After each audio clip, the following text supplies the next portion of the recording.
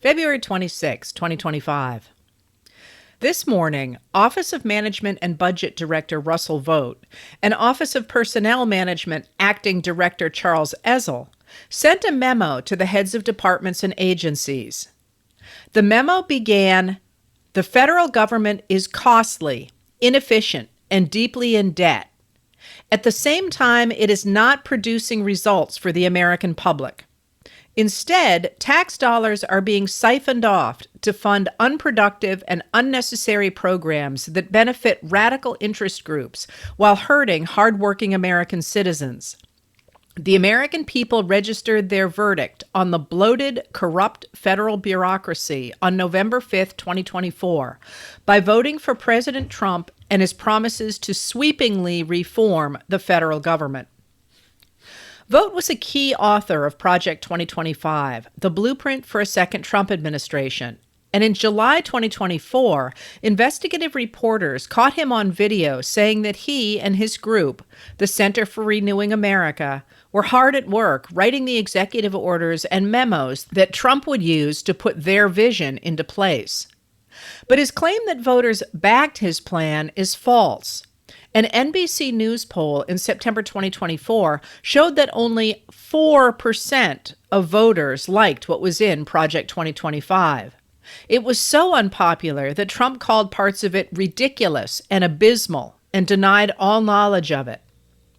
But the policies coming out of the Trump White House are closely aligned with Project 2025, and if anything, appear to be less popular now than they were last September.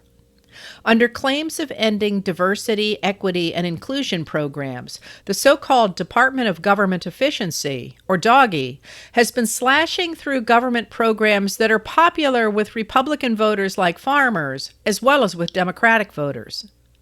Yesterday, Secretary of Veterans Affairs Douglas A. Collins celebrated cuts to 875 contracts that he claimed would save nearly $2 billion. But as Emily Davies and Hannah Nathanson of the Washington Post reported, those contracts covered medical services, recruited doctors, and funded cancer programs, as well as providing burial services for veterans. The outcry was such that the VA rescinded the order today. Still on the chopping block, though, are another 1,400 jobs in the VA. Those cuts were announced Monday, on top of the 1,000 previous layoffs.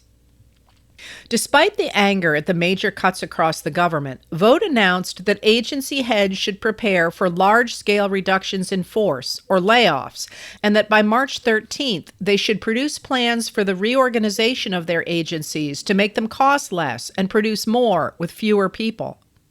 Before Trump took office, the number of people employed by the U.S. government was at about the same level it was 50 years ago, although the U.S. population has increased by about 2/3.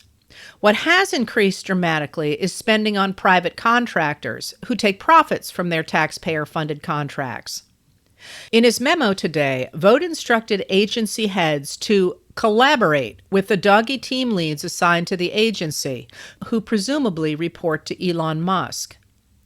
Also today, Trump signed an executive order putting the DOGE team in charge of creating new technological systems to review all payments from the U.S. government, and then giving the head of DOGE the power to review all those payments. This order commences a transformation in federal spending on contracts, grants, and loans to ensure government spending is transparent and government employees are accountable to the American public, the executive order says.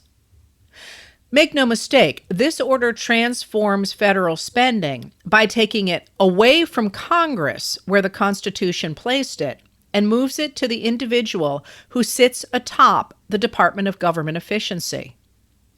Yesterday, the White House announced that the acting head of DOGE is Amy Gleason, who was hired on December 30th, 2024, at the technology unit that Trump tried to transform into the Department of Government Efficiency.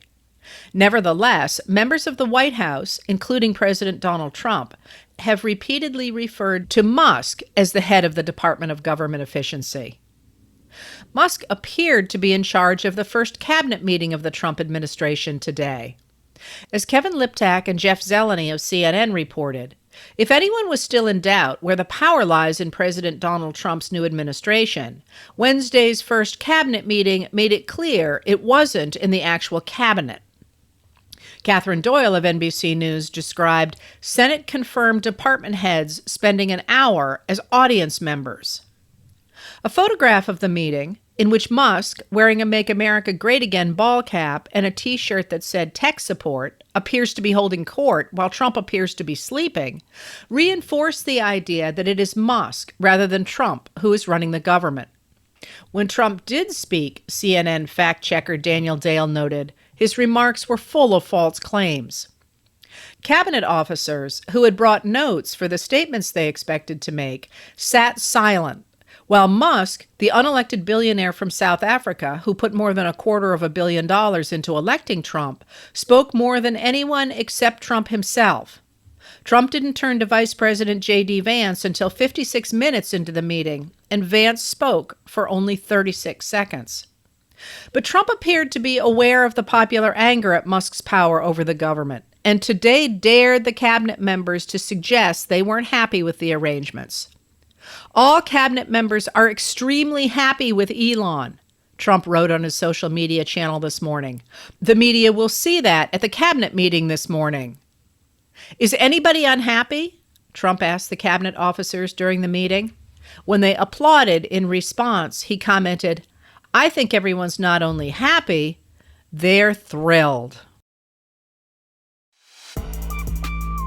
Letters from an American was written and read by Heather Cox Richardson. It was produced at Soundscape Productions, Dedham, Massachusetts. Recorded with music composed by Michael Moss.